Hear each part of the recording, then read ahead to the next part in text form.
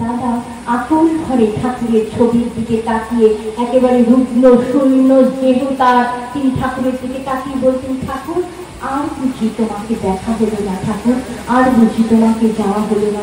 এমনই তিনি ভাবছেন, ভাবতে ভাবতে আর তিনি নামময় হয়ে থাকতেন, নামময় তিনি নাম করতেন, ঠাকুরের প্রভুর নাম করছেন। আর এমন সময় তাকে যেন পেছন থেকে কেউ বলছে, দরজাটা টেনে খোল, দরজাটা টেনে খোল। আর তিনি বলছেন, দরজা খুলবো কি করে, দরজা কি বাইরে থেকে বন্ধ?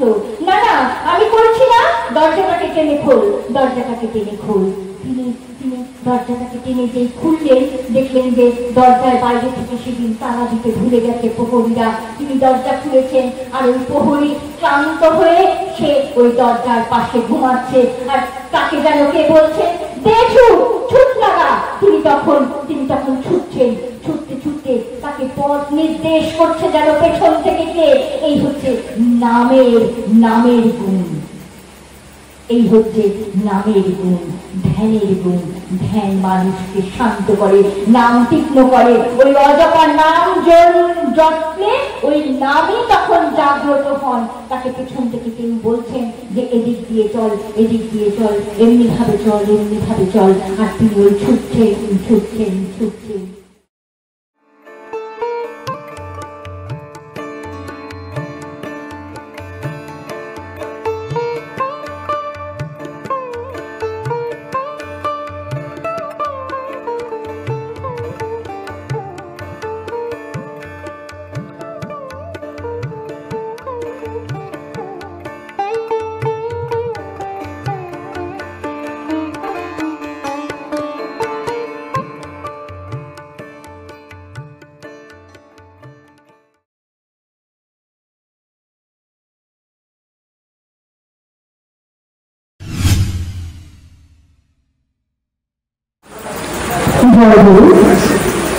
আমার প্রভু নাতি চরণ জানি সহস্র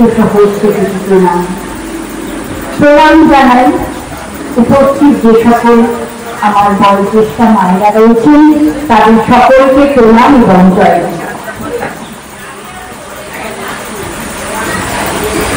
আমার সমবয়সী যে সকল মায়েরা রয়েছেন, তাদের সকলকে আমার জয়গুরু এবং আন্তরিক শুভেচ্ছা জানিয়ে প্রভুর দু চারটি কথা বলার চেষ্টা করব।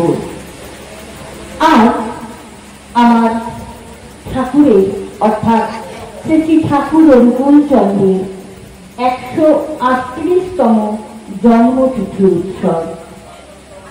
তো প্রথমেই জানিয়েছি তাকে শ্রদ্ধা ভরা প্রণাম, আবার তাকে জানাই তার শুভ জন্মদিন। তিনি আনন্দে থাকুন, তিনি আনন্দে বেঁচে থাকুন। তিনি তো আনন্দের স্বামী, তিনি তো সুরের স্বামী। তাই তার ওই জন্মদিনে তারও আমি মঙ্গল, তার যা কিছু শুভ আনন্দ, তিনি তো মঙ্গলময়।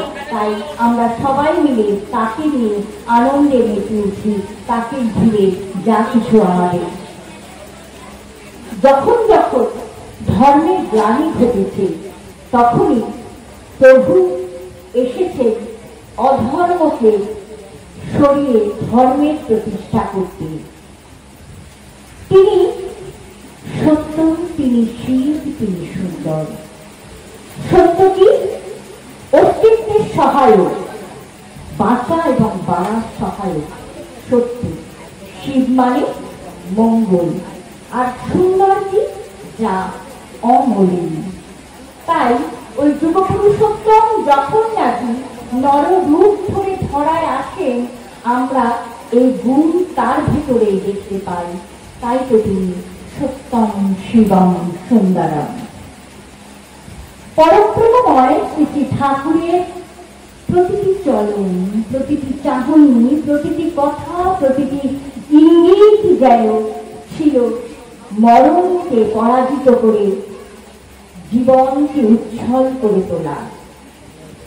কোন লোক হয়তো পরিশ্রান্ত হয়ে ঠাকুরের কাছে এসেছেন অনেক দূর থেকে, ঠাকুর দূর থেকে বলছেন, বলি আইছিস হবে, হাত মুখ ধুয়ে আনন্দ বাজার করে নিয়ে যা। তা অনেক দূর থেকে পরিশ্রান্ত হয়ে যে লোকটি আসছে ক্লান্ত হয়ে, মধুর ধ্বনি, মধুর সুর যখন তার কানের ভিতর দিয়ে যাচ্ছে, তখন তার সমস্ত ক্লান্তি দূর হয়ে গেছে।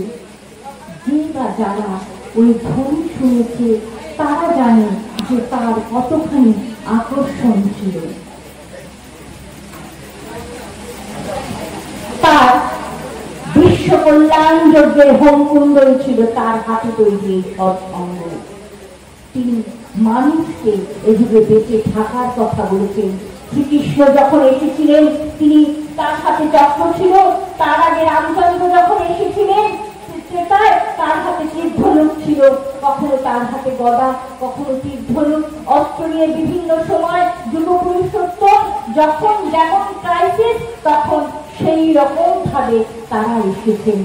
কিন্তু তখন রামের যুগে একটা রাবণ ছিল, শ্রীকৃষ্ণের যুগে দুর্যোধন দুঃশাসন অংশ ছিল। আজ ঘরে ঘরে রাবণ দুর্যোধন দুঃশাসনে পড়ে গেছে। তাই ঠাকুর এই যুগে পূর্ণিমা চাঁদের মতো তার সমস্তটুকু প্রেম নিয়ে তিনি এসেছেন, প্রেম বিতরণ করতে, ভালোবাসা দিয়ে। তিনি বুঝেছেন যে আজকে ওই গৃহগুলো, গৃহ থেকে সমাজ, সমাজ থেকে রাষ্ট্র উদ্ধার করতে তিনি এসেছেন। রাষ্ট্র তখনই উদ্ধার হবে যখন নাকি গৃহগুলো একটা মন্দির তৈরি হবে। এই চার দেওয়ালে ঘর হয়, ঘর চার দেওয়াল হলে কিন্তু সে ঘর হয় না, সেই গৃহটাকে মন্দির করে তোলার জন্য আজকের আমার ঠাকুরের আশা। তাই একবার শরৎচন্দ্র সে সময়, তিনি যে সময় ছিলেন সে সময়কার মেয়েদের কথা খুব দুঃখ, সত্যি সে সময় মেয়েদের ওপর এ কথা অপবাদে স্বীকার করতে হয় যে অনেক আগে, যেমন ধরুন আমার ঠাকুমা, তার ছোটবেলার যে কথা শুনেছি, আমার দিদিমা কিংবা তাদেরও মা, তাদের আগের যাদের মায়েরা, সত্যি তাদের ওপর কিন্তু অনেক রকম অন্যায় অত্যাচার এই সংসার থেকে হয়েছে। হয়নি বললে ভুল হবে, সে কথা হয়েছে, তারা অনেকখানি সহ্য করেছেন। তাই শরৎচন্দ্রের লেখার মধ্যে কিন্তু সেগুলো সে সময় ফুটে উঠত। একবার শরৎচন্দ্র ঠাকুরের কাছে এসেছেন। ঠাকুর শরৎচন্দ্রকে বলছেন, শরৎদা, সমাজের কিছু ভালো নেই শরৎদা? তখন থেকে শরৎচন্দ্র আবার তার লেখার ভঙ্গিটাকে তিনি ঘুরিয়ে দিলেন। হ্যাঁ, এ সমাজে ভালো আছে, আজও এ সমাজে কিছু ভালো আছে বলেই আজও সূর্য কিন্তু তার সময় মতো উদয় হচ্ছে, তার সময় মতো অস্ত্র যাচ্ছে, বাতাস বইতে সে মানা করেনি। আমরা আমাদের ভুলের জন্য কিন্তু পাপে পরিপূর্ণ হয়ে যাচ্ছি। তাই তো তার চরম প্রান্তে আসা, তাই তো এই মাতৃ সম্মেলনের উপযোগিতা। তাই তো আজ কিন্তু সত্যি তো আমরা মায়েরা এই সময় দুপুর বেলায় ঘুমিয়ে কাটাতে পারতাম চিন্তা, কিন্তু বা টিভিতে কোনো সিরিয়াল দেখে অনেকটা সময় হয়তো নষ্ট করতে পারতাম। তার উপরে আমরা এই প্রভুর চরণ প্রান্তে এসেছি। প্রভুর চরণে এসে আমরা আচরণ দেখে তাকে নিয়ে যাই। দেখি না, একটা বার চেষ্টা করে দেখি না, আমার সংসারের মধ্যে, আমার ঘরে আমি আমার প্রভুর যে কথা, যে নির্দেশ, তার মতন করে প্রথম চলাটা আমি শুরু করি। আমি ওই শিলামাকে উপরে বসে বলছিলাম, আমারই খুব নিকট আত্মীয়, ভীষণ ভালো মা, কিন্তু তিনি ভীষণ ভালো মা, কিন্তু তিনি কেবলমাত্র তার সংসার নিয়েই ব্যস্ত। তার জামাই, তার মেয়ে নিয়ে কখন তিনি মাংস রান্না করবেন, কখন বিরিয়ানি রান্না করবেন, এই রান্না করছেন আর খাওয়াচ্ছেন। তিনি ওই ঘরের মধ্যে কিন্তু সুন্দর মা, কিন্তু এই সন্তানদের ইষ্টমুখী করে তোলাটা কিন্তু মায়েদের সবচাইতে বড় দায়িত্ব। মেয়েদের শিক্ষার কথা ঠাকুর যেখানে বলেছেন যে কেবলমাত্র বই পড়েই কিন্তু মেয়েদের শিক্ষা না, কেমন করে চলতে হবে, ছোট্ট থেকে একটি মেয়েকে কেমন করে শিখাতে হবে যে তুমি তোমার ছোট ভাই বোনদের তুমি আদর করে আগলাও। সে যখন একেবারে ছোট তখন তার ভাই বোনদেরকে আগলাবে। হয়তো মা বলবেন বাবাকে কিছু দিয়ে আসতে, একটু বাবা পরিশ্রান্ত হয়ে এলে বাইরে থেকে বাবাকে একটু জল আর গুড় দিয়ে আসো, আখের গুড়। মেয়েটি আমার দেওয়া শিখলো বড় কি, আর কি শিখলো, গরমে রোদ্রে থেকে আসলে ওই আখের গুড় জল দিলে শরীর ঠান্ডা হয়। দুটোই কিন্তু তাই আমরা যদি ছোট ছোট জিনিস দিয়ে কিছু করাই, শুধু হয়তো বলবেন মেয়েদের, না, কখনোই না, ছেলেদেরও কিন্তু শেখার ব্যাপার আছে। ছেলেটাকে হয়তো একটু বললাম যে বাবা তুই আমার এই ছোট্ট দোকান থেকে এই জিনিসটা এনে দে, বা একটা গাছ পুঁতে দে। সেই গাছ পোতার মধ্যে কিন্তু তার ওই মোবাইল টেপাটা কিন্তু তার বন্ধ হবে। তুই এই গাছটায় সময় মতো জল দে, বা হয়তো একটা বেগুন গাছ লাগালাম বাড়িতে, একটা শাক কিছু লাগালাম, মাগো চেষ্টা করলে এতটাও আমাদের ছেলে মেয়ে খারাপ হয়ে যায় না। প্রত্যেকে কিন্তু খারাপ না, একটুখানি চেষ্টা করলে হয়তো 100 ভাগের মধ্যে 100 ভাগ হবে না, অন্তত 30 ভাগ তো হবে। সেইটুকু নিয়েই আমরা চেষ্টা করে দেখি না যে আমাদের সন্তানকে যদি আমরা ইষ্টমুখী করতে পারি, এই পাকে পরিপূর্ণ সমাজটাকে যদি আমরা আমাদের দিকে আবার ঠাকুরের দিকে ঘুরিয়ে দিতে পারি। ঠাকুর এই যুগে যখন এসেছেন তখন যজন যাজন ইষ্টভীতি সত্যায়নী সদাচার এই 5টি স্তম্ভের মধ্যে দাঁড়িয়ে তেমনি দিয়েছেন দীক্ষা শিক্ষা বিবাহ। এই যজনটা কেন? আমি যে কথা আমি বলছিলাম যে আমার নিজের করাটা, নিজে ইষ্টমুখী চলা, নিজের সকালবেলা উঠে অতি প্রত্যুষে ইষ্টভীতি করা, তারপরে থানকুনি পাতা খাওয়া, বাড়ির সকলকে থানকুনি জল দেওয়া, তাদের সঙ্গে কিছুটা সময় পেলে কাজ করতে করতে ঠাকুরের কথা বলা। এই যে বলাটা, আমি যে ঠাকুরের কথা বলছি, এটা কিন্তু যাজন হচ্ছে। আর যজনটা কি? আমি নিজে করব, আমার পারিপার্শ্বিককে নিয়ে করব, এটা হচ্ছে যজন। আর আমার করাটা অন্যকে করানোর যে প্রবৃত্তি জাগিয়ে দেওয়া, তাকে ওই যে ছাই চাপা আগুন থাকে না, তাকে একটু উস্কে দিলে বা সেখানে হাওয়া দিলে দেখবেন গনগন করে আগুন জ্বলতে থাকে, অমনি করে যাজন। আমার পারিপার্শ্বিক, আমার ভাই বোন যারা আছে তাদের কাছে আমার প্রভুর কথা বলা, সেই প্রভুর কথা বললে তাদের মধ্যে সুপ্ত আগুনটা যদি জেগে ওঠে, তাহলেই কিন্তু আমার জীব। ঠাকুর বলেছেন আরো দীক্ষা, আরো দীক্ষার কথা বলেছেন। কেন দীক্ষার কথা বলেছেন? তিনি জানতেন যে সময় আসছে, যে দুর্যোগ নেমে আসছে ধরিত্রীর বুকে, তা ঠেকাবার কোনো উপায় নেই। তাই তার চরম প্রান্তে আসলে এই যদি বাঁচা যায়। একবার ঠাকুর তখন দেওঘরে আছেন, স্পেন্সারদা তার কাছে ইতালির এক দাদা, তিনি চিঠি পাঠিয়েছেন ঠাকুরকে যে সেখানে খুব বোমাবাজি হচ্ছে, যুদ্ধ চলছে, তা তার ছেলেকে তিনি একটু নিরাপদ আশ্রয়ে রাখতে চান। কোথায় রাখবেন? ঠাকুরের কাছে চিঠিটা পড়ে শোনানো হচ্ছে। ঠাকুর তখন নিজের ওই কোলের দিকে ইঙ্গিত করে বলছেন এইখানেই রাখলে ছেলে নিরাপদে থাকে। পরমপিতা কিন্তু চট করে কিন্তু তার যে ঐশ্বরিক ক্ষমতা তিনি কিন্তু কখনো ব্যক্ত করতে চান না, কিন্তু কখনো কখনো সেই ঐশ্বরিক ক্ষমতা ঝলকে ঝলকে পড়ে। আমরা ভক্ত যারা আছি তারা তারা তার ওই ভগবানত্ব, তাকে তিনি যে ঈশ্বর, তার যে ঐশ্বরিক ক্ষমতা, তিনি যে প্রেমের প্লাবন নিয়ে এসেছেন, আমরা তাকে আমাদের অমনি করে তার সেই বাণী, তার কথা আমরা অন্তরে গেঁথে আমাদের জীবন চলনাটাকে শুকিয়ে নেব, তবেই তো আমরা তার মানুষ হয়ে উঠতে পারব। আজকাল যে কথা বলছেন সোশ্যাল মিডিয়ার যুগ, তো সত্যি কথা, ইষ্টভীতি নিয়েও কিন্তু অনেক কথা ওঠে।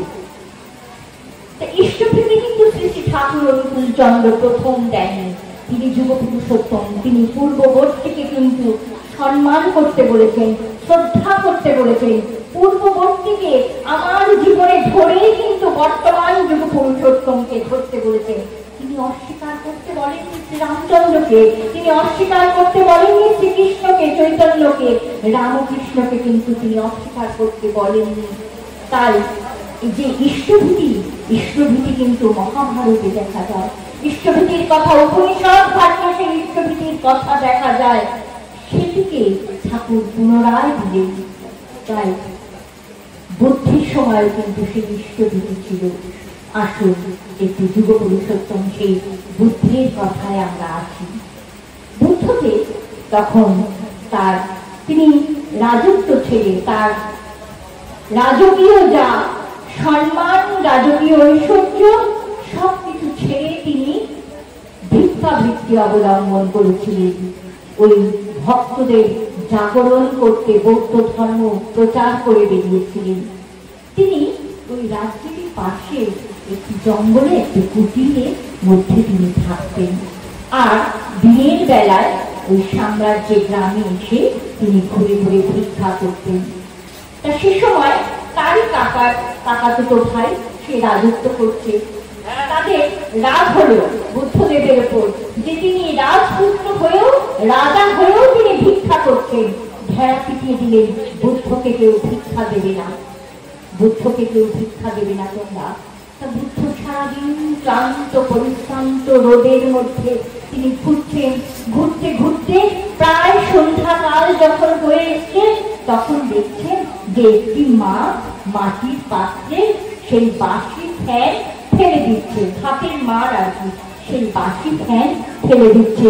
বুদ্ধ সঙ্গে সঙ্গে গিয়ে বলছে, মা গো, ফ্যানটা ফেলবেন না, আমায় দিন মা। তখন সেই মা কুণ্ঠা বোধ করছেন যে ওই ফ্যান, বাসি ফ্যান, তাও আবার গন্ধ পচা, বুদ্ধকে দেবো আমি? তিনি তো হাজার হলেও রাজপুত্র। কিন্তু তবুও বুদ্ধদেব যখন তিনি জোড়াজুড়ি করলেন, তখন মা ওই ফ্যানটা ধীরে ধীরে বুদ্ধের পাত্রে যখন ঢেলে দিচ্ছেন, তখন সেই রাজার এক কর্মচারী সেখান দিয়ে যাচ্ছে, আর সে হেসে উঠেছে, বাহ বাহ বাহ, বুদ্ধ কিনা ওই পচা ফ্যান নিয়ে তার দিন অতিবাহিত করতে হচ্ছে। এই তো রাজার, আর তার রাজার এই পরিণতি। তখন বুদ্ধ তাকে বলছেন, বটবৃক্ষ দেখেছ কখনো? সেই রাজ কর্মচারী বলছেন, হ্যাঁ দেখেছি। বট ফল দেখেছ কখনো? হ্যাঁ দেখেছি। কতটুকু দেখেছ? তার ভেতরে একটি বীজ একেবারে ধুলি কণার মতন হয়, বালু কণার ভেতরে তার বীজ। কিন্তু সেই বীজ পড়ে যখন বটবৃক্ষ মাথা উঁচু করে দাঁড়ায়, তখন কত পাখি, না জানি কত পশু আশ্রয় নেয়। তোমার আমার মতন ক্লান্ত পথিক সেই বটবৃক্ষের নিচে আমরা পরিশ্রান্ত হয়ে বিশ্রাম নিই। তাই ঈশ্বরকে যে ওই ধুলি কণার মতন দেয়, ঈশ্বর তাকে ওই বটবৃক্ষের মতন ফেরত দেয়। এই হচ্ছে ইষ্ট প্রীতি। আরেকটি কথা, রবীন্দ্রনাথের একটি কবিতা, সেখানে আমরা চলে যাই রবীন্দ্রনাথের কথায়। সেই কবিতার আমি যে ব্যাখ্যা সেটুকু আমি বলছি। একদিন এক ভিখারি ভিক্ষে করতে বেরিয়েছে। তখন পথে রাজা আসছেন রথে চড়ে। রাজ কর্মচারীরা বলছেন সেই ভিক্ষুককে বা রাস্তায় পথে যারা ছিলেন, তোমরা সরে দাঁড়াও, সরে দাঁড়াও, রাজা আসছেন রথে চড়ে। তো ভিক্ষুকের লোক হয়েছে রাজাকে দেখবে, সে পথের পাশে দাঁড়িয়ে রয়েছে, আর ওই রাজা রথে করে আসছেন। এসে ওই ভিক্ষুকের সামনে হঠাৎ রথটা থামিয়ে তিনি রাজা রথ থেকে নেমে তার ভিক্ষুকের কাছে তার হাত বাড়িয়ে দিলেন। হাত বাড়িয়ে দিয়ে বললেন, আমায় কিছু দাও তুমি। ভিক্ষুক হতচকিত হয়ে গেছে যে রাজাধিরাজ, যিনি নাকি সোনার রথে চলে আসছেন, আমি সামান্য ভিক্ষুক, তিনি আমার কাছে হাত পেতে ভিক্ষে চাইছেন। তিনি হতচকিত হয়ে রাজা কি করবেন ভেবে পাচ্ছেন না। তার ঝুড়ি থেকে সামান্য একটু একখানা চালের কামা তিনি রাজার হাতে দিয়েছেন। দিয়ে তিনি আপন মনে আর ভিক্ষে করতে পারলেন না। বাড়ি ফিরে আসলেন আর ভাবছেন যে আজকে এটা কি হলো। বাড়ি ফিরে এসে যখন তার ঝোলাটা তিনি উঠেছেন, তখন দেখছেন একটা সোনার মুদ্রা তার ঝোলার মধ্যে। তখন সে বলছে, আমি দিলেন কেন, আমি আমার সকল শূন্য করে, আমি দিলেন কেন তোমায়, আমি আমার সকল শূন্য করে। তাই আমাদের জীবনের সবটুকু নিংড়ে তাকে ইষ্টভীতি দিতে হয়। ইষ্টভীতি মানে কিন্তু শুধু ওই সকালবেলায় পয়সা দেওয়া নয়। ঠাকুর যিনি রাজাধিরাজ, আজকে তার 138তম জন্ম শতবার্ষিকী উপলক্ষে বিশ্বের দরবারে শুধু ভারতবর্ষ কেন, কানাডা, অস্ট্রেলিয়া, আমেরিকায় তার তিথি উৎসব হচ্ছে রাজাধিরাজ, যার চরণ প্রান্তে মানুষ মানুষ ভিক্ষে হয়ে গেছে, যার চরণ প্রান্তে অজস্র না জানি কত পয়সা আজ করছে। তিনি আমার আপনার মতন ওই সকালবেলায় একটা টাকা কিংবা 2 টাকা নেবার জন্য কিন্তু বসে নেই। তাকে দিয়ে তিনি তা ফিরিয়ে দেন ওই স্বর্ণ মুদ্রার মতন কিংবা বটবৃক্ষের মতন হয়ে উঠতে হয়। তারই তো দেওয়া। আমরা যে খাবার খাই, সূর্য কখনো কিন্তু সকলকে কিরণ দিচ্ছেন। সূর্য কিন্তু কাউকে বলেন না যে আমাকে কিরণ দেবে, তাকে দেবে না বা ওকে দেবে না। তিনি কিন্তু পক্ষপাতিত্ব করেন না। প্রকৃতি, প্রকৃতি একমাত্র প্রকৃতি, তিনি তারই সৃষ্টি এই প্রকৃতি। আমি আজ এখানে বসে আছি, আমি সুনন্দা। আমার বাবা মা না থাকলে আমি এই পৃথিবীতে আসতে পারতাম না। তাই আমার মনে হয় প্রত্যেকটি ছেলে মেয়ের যেন তার বাবা মাকে দেওয়া উচিত, তার বাবা মার জন্য করা উচিত। তিনি তো পিতার পিতা, পরম পিতা। তিনি পিতার পিতা, পরম পিতা। তাহলে তার টুকু তাকে দিয়ে আমার জীবন কেন আমি তার চরণের ফুল কেন করে তুলব না? তাকে দিয়েই তো আমার বেঁচে থাকা। আর ইষ্টভীতি হচ্ছে সামর্থ্য যোগ। সামর্থ্য বেড়ে ওঠে, বেড়ে ওঠেই কি ওঠে। ঠাকুর বলছেন তোমার কাছে কিছু না থাকুক, তুমি চোখের জল দিয়ে। আমি জানি আমাদের ওখানে এক ঋত্বিক কাকা আছেন, তিনি যথেষ্ট বয়স হয়েছে। তিনি ঠাকুরকে দেখেছিলেন। তিনি যখন ছোট ছিলেন তার কাছে আমি গল্প শুনেছি, তিনি গাছের ওই কচি পেয়ারা দিয়ে ইষ্টভীতি করতেন। ছোট ছিলেন তো তিনি ওই গাছের পেয়ারা দিয়ে ইষ্টভীতি করতেন, আর সন্ধ্যেবেলায় হলে সেই ইষ্টভীতি গঙ্গার জলে ফেলে আসতেন। তাদের ক্ষমতা ছিল না পয়সা দিয়ে ইষ্টভীতি করা। পয়সা দিয়ে ইষ্টভীতি করা তো অনেক পরে প্রচলিত হয়েছে। আমাদের যাতে ওটা ঠিক মতন সময়ে চলে যায়, চাল বা অন্য কিছু আমরা ঠিক সময় ওখানে পৌঁছতে পারি না, তাই কিন্তু এটা কিন্তু একটা মাধ্যম। আর ঘুম থেকে উঠলেই কিন্তু আমাদের পয়সার দরকার পড়ে, তাই এই ইষ্টভীতি কিন্তু পয়সা দিয়েই প্রচলিত হয়েছে। এইবার আসি মায়েদের একটু কথা। এই যে মাতৃ সম্মেলনের কথা বলছিলাম, ঠাকুরের সময় না মায়েরা একেবারে খুঁটি নাটি কথা, তার সংসারের কথা নিয়ে বলতেন। তিনি তো প্রেমিক মানুষ, তিনি কেবলমাত্র বৃত্তি অধীশ পুরুষ, কেবলমাত্র তিনি। আমরা যখন দুপুরবেলা ঘুমাই আমরা কিন্তু শান্ত হয়ে, পরিবেশটা যাতে শান্ত থাকে, আওয়াজ হলে রাগ করি। ছেলে মেয়েরা টিভি চালালে আমরা বলি যে এই টিভি চালাবি না, আমি ঘুমাচ্ছি। আর পরম পিতা ঠাকুর কি করতেন? যেসব মায়েরা ছোটবেলায় স্বামী হারা হয়েছেন, তাদের মনে অনেক গ্লানি জমে থাকতো, সমাজের ভীষণ চাপ ছিল তাদের উপর। যেমন ছোট্ট মেয়েদের একাদশী করতেই হবে, বিধবা মেয়েরা অনেক রকমের উপোস তাপাস করতে হবে, অনেক কিছু। তাই তাদের মনে না অনেক রকম গ্লানি হতো। ঠাকুর এইসব মায়েদের দুপুর বেলায় নিয়ে বসতেন। আর এমনও হয়েছে যে ঠাকুর একে অপরের সঙ্গে ঝগড়া লাগিয়ে দিতেন। কিরকম আশ্চর্য ব্যাপার, তাই না? ঠাকুর কারোর সঙ্গে ঝগড়া লাগিয়ে দিচ্ছেন, একজন আরেকজনের মায়ের সঙ্গে ঝগড়া লাগিয়ে দিচ্ছেন, ঠাকুর লাগিয়ে দিতেন, উস্কে দিতেন। তখন তারা একে অপরের সঙ্গে ঝগড়া করে ওই মনের গ্লানিগুলো তার ওখানে উগড়ে দিত। তাতে কি হতো জানেন? তাতে হতো তারা কোনো অসৎ কর্মে লিপ্ত হতো না। কারণ ওই গ্লানিটা বার করবার প্রভুর চরণে বার করে দিত। তারা বাইরে গিয়ে কিন্তু কোনো অসৎ কর্মে কিন্তু লিপ্ত হতো না।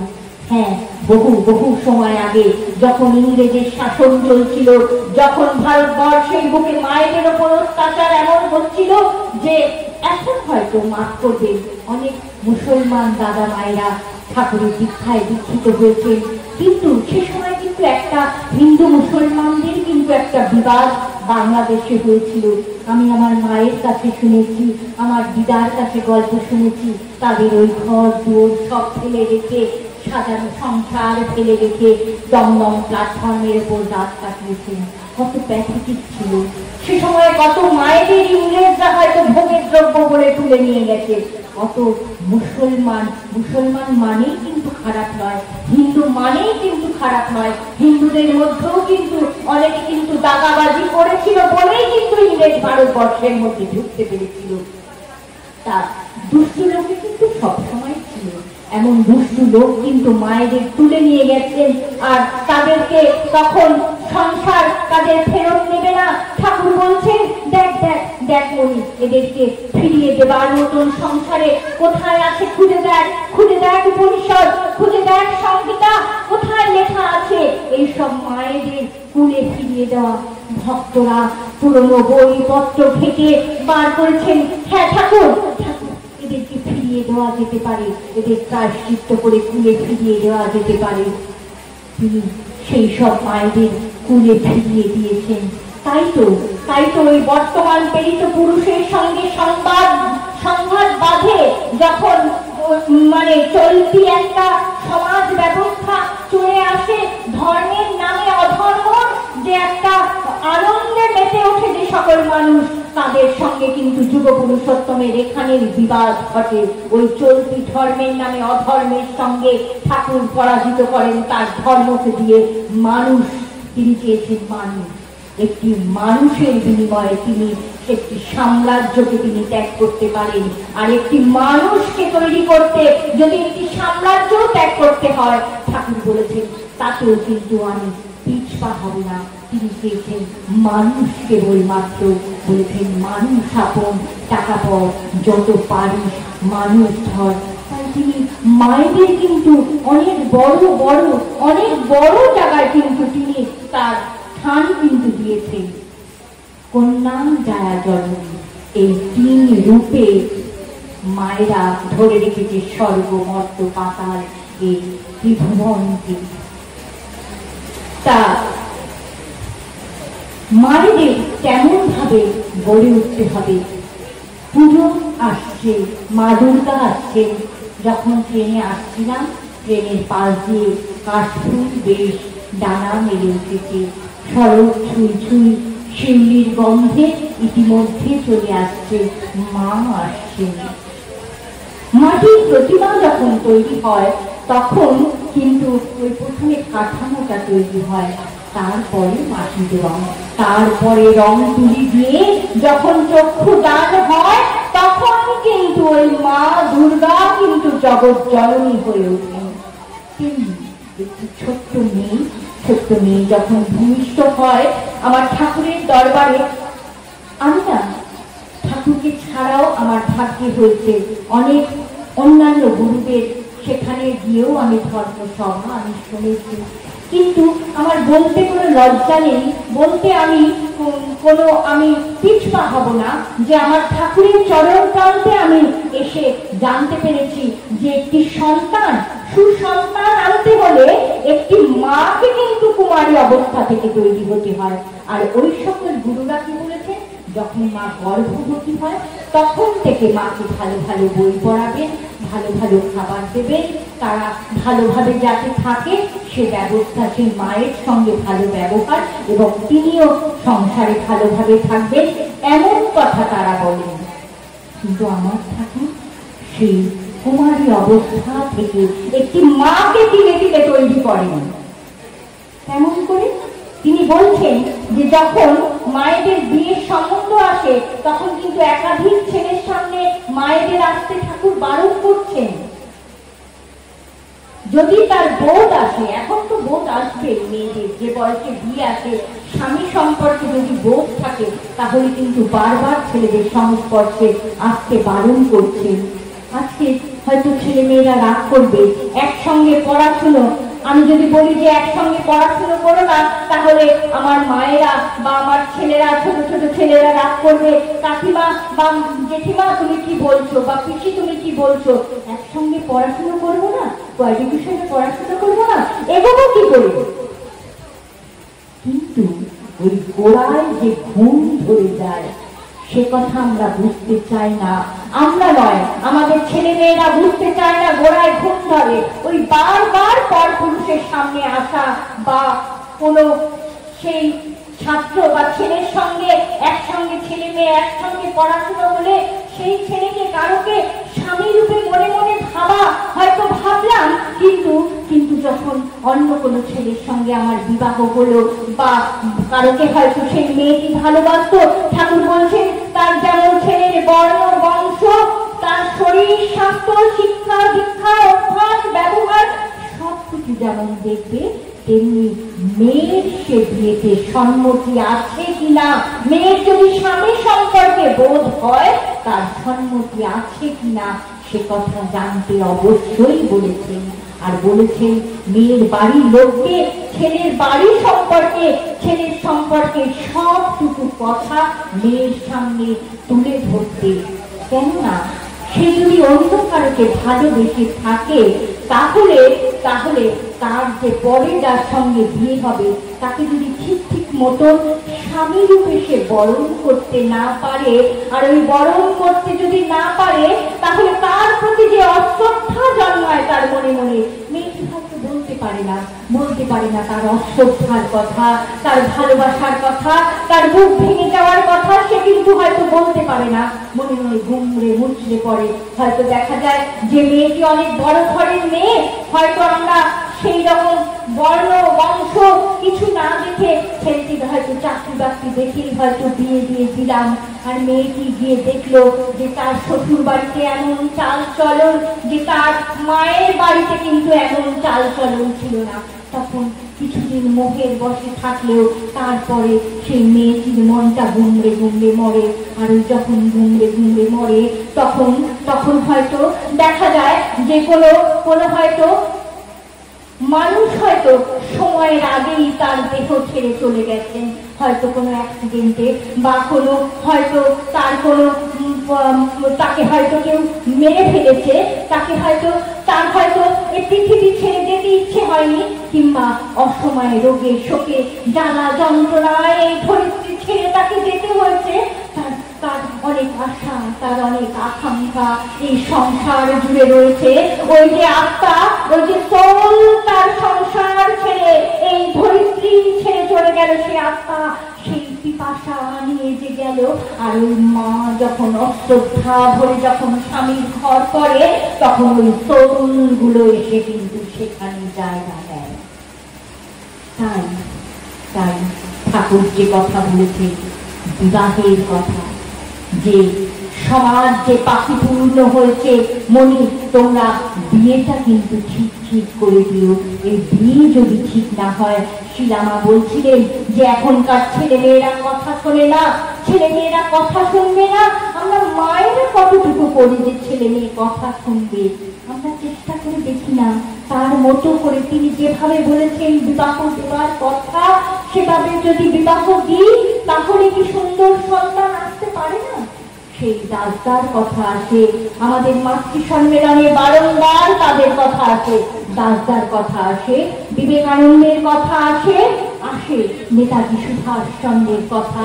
তাদের মায়েরা কেমন করে তাদের স্বামীকে শ্রদ্ধা করেছিলেন, অমন শ্রদ্ধা ছিল বলে স্বামী বিবেকানন্দ এসেছিলেন, নরেন্দ্রনাথ স্বামী বিবেকানন্দ হয়েছিলেন, অমন শ্রদ্ধা ছিল বলে কিন্তু নেতাজি সুভাষ বোস এসেছিলেন ক্ষুদিরাম বসু। আজ কেন আসে না মা? আজ কেন আসে না? কিছুদিন আগে কাশ্মীরের যে ঘটনা ঘটে গেল, সত্যি যে মর্মান্তিক ঘটনা। কাশ্মীরের এই যে যারা নাকি মানুষগুলোকে 26টা মানুষকে এমন করে হত্যার লীলায়, তারা হত্যার খেলায়, তারা রক্তের হোলি খেলায় তারা মেতে উঠল, তারা ভাবলো না কত মানুষ, কত মায়ের স্বামীর প্রাণ চলে গেল, কত মায়ের কোল খালি হয়ে গেল। কিংবা দেখুন আজও সেই মায়েদের কিন্তু এখনো কিন্তু সেইভাবে কিন্তু সিকিউরিটি নেই। সেই মায়ের সীতাহরণ থেকে, দ্রৌপদীর বস্ত্রহরণ থেকে আজও কিন্তু নারী প্রতিনিয়ত লাঞ্ছিত হচ্ছে, প্রতিনিয়ত মা কিন্তু লাঞ্ছিত হচ্ছে।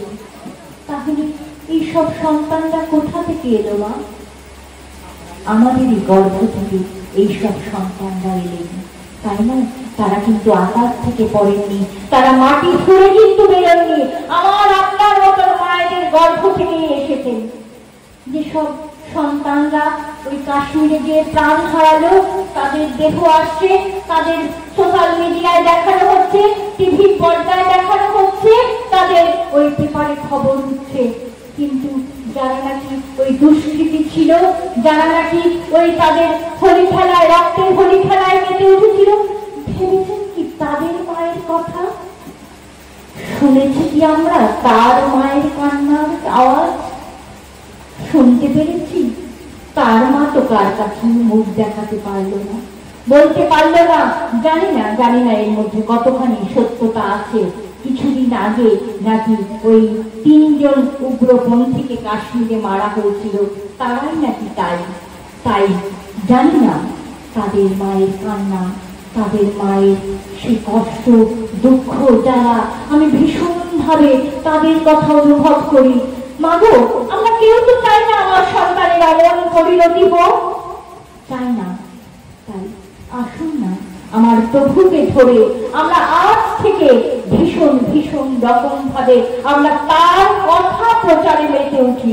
যদি একটি মানুষও আমার কথায় তার জীবনটাকে শুধরে নয়, তাহলে কিন্তু আমি আমার প্রভুর পথে একটুখানি ধূলিকণা হয়ে উঠতে পারবো, প্রভুর পথের একটু ধূলিকণা হয়ে উঠতে পারবো। ঠাকুর বলেছেন, আমার একটা মানুষ দিবি, আমার একটা মানুষ দিবি। তা ঠাকুর একদিন তিনি বসে আছেন, আর তার সামনে তিনি আঙুল, তার হাতটা, ডান হাতটা তুলে রবীন্দ্রার সঙ্গে কথা বলতে বলতে মাতৃমন্দিরের চৌকিতে বসেছিলেন। বসে তিনি বলছেন, আমায় মানুষ দেবার পারি, আমার কথা মানুষ দেবার পারি বলেই তাকে আবার বলছেন, তীরের সঞ্চয় তোর পড়ে থাক তীরে, তাকাস না ফিরে, সম্মুখের বাণী নিত্যরে জানি, মহাস্রোতে পশ্চাতের কোলাহল হতে, অতল আধারে অকুল আলোতে। শেষ লাইনটিকে বারবার পড়লেন, বারবার পড়তে তখন তার সামনে যে সকল দাদা মায়েরা বসে আছেন, তারা ভাবছেন যে তাহলে আমাদেরকে দিয়ে কি কিছুই হবে না, আমরা ঠাকুরের কোনো কাজই করতে পারবো না। তিনি তো অন্তর্যামী, তিনি সবটুকু জানেন, তিনি সবটুকু বোঝেন। বুঝে তিনি তখন তিনি বলছেন যে একটু প্রবৃত্তি ভেবি টান হলেই হয়, একটু প্রবৃত্তি ভেবি টান হলেই তোমরা একখান হাওয়াই বাজির মতো করে উঠবে, আর তোমাদের ওই আলোকে, তোমাদের ওই রশ্মিতে কোটি বছরের অন্ধকার দূর হয়ে যাবে। তাই আমাদের প্রতি তার কত আশা, আমাদের প্রতি তার কত আকাঙ্ক্ষা, বিশেষ করে মায়েদের প্রতি। আর সেই বিবেকানন্দের জন্ম আমরা দিতে পারছি না ভারতবর্ষকে। তাই মাগো, আমরা কেমন হয়ে উঠি, তেমন মা হয়ে উঠি। আসুন আমার প্রভুর লীলায়িত জীবনের সামান্য কিছু কথার মধ্যে বলে আমি আমার কথা নীতি টানব।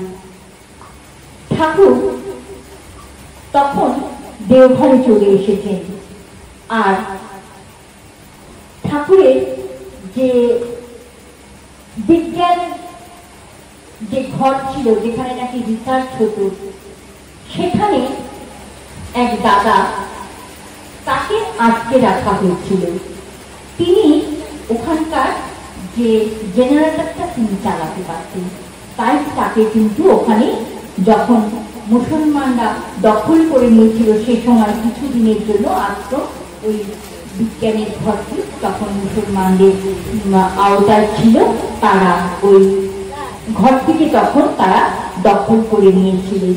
তখন ওই দাদা ঠাকুরের, আর ওই বিজ্ঞান ক্ষেত্রের ওখানে মন্দিরে ঠাকুরের একটা ছোট্ট ছবি ছিল, ওই ঠাকুরের দিকে তিনি তাকিয়ে থাকতেন আর মনে মনে বলতেন যে ঠাকুর, আমার ছেলে মেয়ে বউ সব তোমার সাথে চলে গেছে, আমার বুঝি আর তোমার কাছে যাওয়া হলো না ঠাকুর। ওই যখন তিনি হয়তো বাথরুমে যেতেন বা মলত্যাগ করতে যেতেন, তখন যারা পাহারা দিতেন তখন তাকে সঙ্গে করে নিয়ে যেতেন কিছু সময়ের জন্য, আবার তাকে ফিরিয়ে নিয়ে এসে ঘরের মধ্যে আটকে রাখতেন। আর ওই দাদা আকুল ঘরে ঠাকুরের ছবির দিকে তাকিয়ে, একেবারে রুগ্ন শূন্য দেহ তার, তিনি ঠাকুরের দিকে তাকিয়ে বলতেন, ঠাকুর আর বুঝি তোমাকে দেখা হলো না ঠাকুর, আর বুঝি তোমাকে যাওয়া হলো না। এমন তিনি ভাবছেন, ভাবতে ভাবতে আর তিনি নামময় হয়ে থাকতেন। নামময় তিনি নাম করতেন, ঠাকুরের প্রভুর নাম করছেন। আর এমন সময় তাকে যেন পেছন থেকে কেউ বলছে, দরজাটা টেনে খোল, দরজাটা টেনে খোল। আর তিনি বলছেন, দরজা খুলবো কি করে, দরজাকে বাইরে থেকে বন্ধ। না না, আমি করছি না, দরজাটাকে টেনে খোল, দরজাটাকে টেনে খোল। তিনি তিনি দরজাটাকে টেনে যেই খুললেন, দেখলেন যে দরজার বাইরে থেকে সেদিন তালা দিতে ভুলে গেছে প্রহরীরা। তিনি দরজা খুলেছেন, আর ওই প্রহরী ক্লান্ত হয়ে সে ওই দরজার পাশে ঘুমাচ্ছে। আর তাকে যেন কে বলছে, দেখু ছুট লাগা। তিনি তখন ছুটছেন, ছুটতে ছুটতে তাকে পথ নির্দেশ করছে যেন পেছন থেকে কে। এই হচ্ছে নামের গুণ, এই হচ্ছে নামের গুণ, ধ্যানের গুণ। ধ্যান মানুষকে শান্ত করে, নাম তীক্ষ্ণ করে। ওই অজপা নাম যত্নে ওই নামই তখন জাগ্রত হন। তাকে পেছন থেকে কেউ বলছেন যে এদিক দিয়ে চল, এদিক দিয়ে চল, এমনি ভাবে চল, এমনি ভাবে চল। আর তিনি ওই ছুটছেন। আসুন শ্রী রামকৃষ্ণের কথা। গিরিশ ঘোষ তিনি থিয়েটার করতেন, আর থিয়েটারের পরে ভীষণ রকমের মদ্যপান করতেন। মদ্যপান করতে করতে তিনি নৌকায় উঠেছেন, আর তিনি তার মাঝিকে বলছেন যে নৌকার স্রোত কোন দিকে। মাঝি তখন বলছে দক্ষিণেশ্বরের দিকে। দক্ষিণেশ্বরের দিকে গো। গিরিশ ঘোষ বলছেন, চলো তবে, নিয়ে যাও তোমার নৌকা দক্ষিণেশ্বরে। বাইতে বাইতে দক্ষিণেশ্বরের ঘাটে যখন পৌঁছেছেন, গিরিশ ঘোষ মদমাতাল, তার পা টলমল করছে। করতে করতে তার হাতের থেকে ওই মদের বোতলটা টুক করে গঙ্গার জলে পড়ে গেছে। আর ওই টলমল করতে করতে তিনি যখন সিঁড়িতে পা দেবেন, তার একটি পা নৌকা থেকে যখন পিছলে পড়ে যাচ্ছে, তখন কে যেন তাকে নিচু হয়ে ঝুঁকে তার ওই হাত দুটি ধরে তুলে ধরেছেন। গিরিশালী নাকি, গিরিশালী। গিরিশ ঘোষ বলছেন, ঠাকুর তুমি এখনো জেগে আছো ঠাকুর। মাঝে করে গিরিশ আসছে, ঠাকুর তুমি আমার জন্য এত রাতে, তুমি আমার জন্য দাঁড়িয়ে আছো ঠাকুর। সেই দাদা দেওঘরের দিকে আসছেন, ক্লান্ত হয়ে ছুটতে আসছেন। ঠাকুর তার ভক্তগণকে বলছেন, চল একটু বেরিয়ে আসি। সন্ধে হতে হতে আসে ঠাকুর। তখন সেই রাস্তা রোহিণী রোডের দিকে এসে পিছনে হাত দিয়ে দাঁড়িয়ে যেন তাকে যেন খুঁজছেন, এদিক ওদিক তাকাচ্ছেন। শীর্ণ জীর্ণ দেহ, তার জামাটা পোশাকটা বোধহয় ছিঁড়ে গেছে। সেই ভদ্রলোক আসছেন, আস্তে আস্তে ঠাকুরের কাছে এসে তার চরণ প্রান্তে দুটি পা, তার চরণ দুটি জড়িয়ে ধরেছেন। ঠাকুর তার দুটো বাহু ধরে তুলে দিয়ে কোলের মধ্যে, তার বুকের মধ্যে জড়িয়ে দিয়েছেন। শুধুই আলি। সেই দাদা বলছেন, ঠাকুর আপনি দাঁড়িয়ে রয়েছেন, তুই আলি রে। আমি কেমনি আলাম, আপনিই তো নিয়ে এলেন ঠাকুর, আপনিই তো নিয়ে এলেন। ঈশ্বর দাঁড়িয়ে থাকেন আমাদের জন্য, প্রতীক্ষা করেন, আমাদের ওপর নির্ভর করে যে আমরা কে কতখানি তাকে কিভাবে ধরবো, কিভাবে নিয়ে চলবো। সময় 5:30 ছাড়তে হবে। তো 10 মিনিট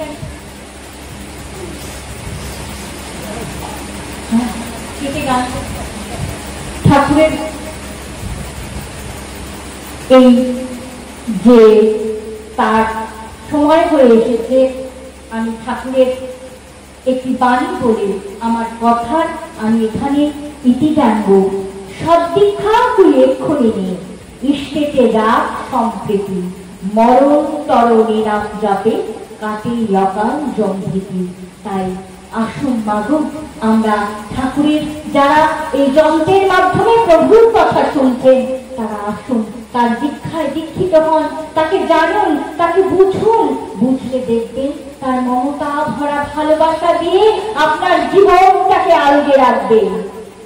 শেষের মায়েদের কথায় আসি, স্নেহ মমতা আদর যত্ন, প্রাণ ঢালা ভালোবাসা, সান্ত্বনা দিতে দুঃখ ভোলাতে, মুখে যার মৃদু ভাষা, কর্মে যাহা শুধু সেবা করা, প্রতিদানে নাহি যাচ্ছে, সে নারী নয় তো কামিনী শুধু বিশ্বজননী সেজে।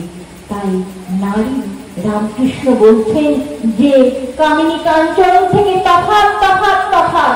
ঠাকুর বলছেন যে কামিনী থেকে কামকে বাদ দিলে মা হয়ে পড়েন, তিনি মা হয়ে পড়েন। তাই মা কেবল পায়, কামিনী নয় তো।